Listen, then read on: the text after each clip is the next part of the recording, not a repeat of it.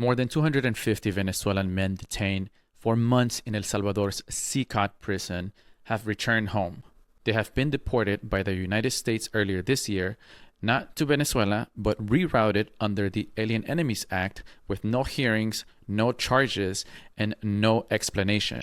Primero que cuando llegaron los aviones allá y me dijeron que los vuelos se fueron para allá, yo no creía. Mas, sin embargo, me busqué meter por el código A y me dice, no, sabe que no aparece en sistema. Wow, o sea, sale desaparecido. That's Carlin Fuentes, mother of one of the detainees. For her, the homecoming is emotional, but complicated.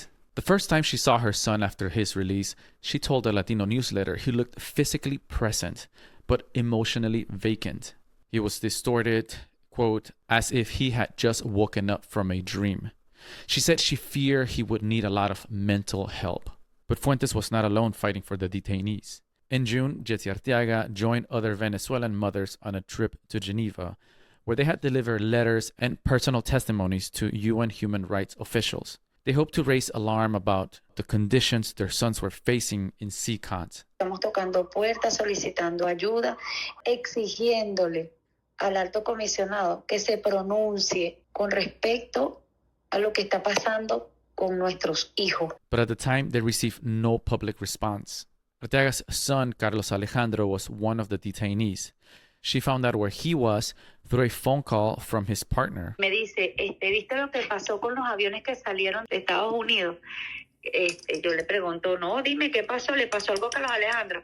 Y me dice, no, no le ha pasado nada, pero se lo llevaron para el SECO. Back in the U.S., the Trump administration argued that the men had no right to challenge their deportation once flown out of the country, as if they had no say in the matter. But a federal judge disagreed. In June, he ruled that the migrants must be allowed to file legal challenges, even from abroad. For families like Mirelis Cacique, whose son Francisco was also held at CICOT, the back and forth between governments means little. Cacique believes her son and the other men were used for political leverage. Y si él no abusó de ello y se comportó y se ajustó a ese país, no cometió ningún delito, ¿por qué le van a violar sus derechos? But now that the men are back, the mothers say they won't stop pushing, not just for their sons, but for the many others that are still living with the consequences of a months-long detention that they say never should have happened. For a full scope on this story, head over to the LatinoNewsletter.org. My name is Juan Diego Ramirez. Like and follow, as I'll give you the latest.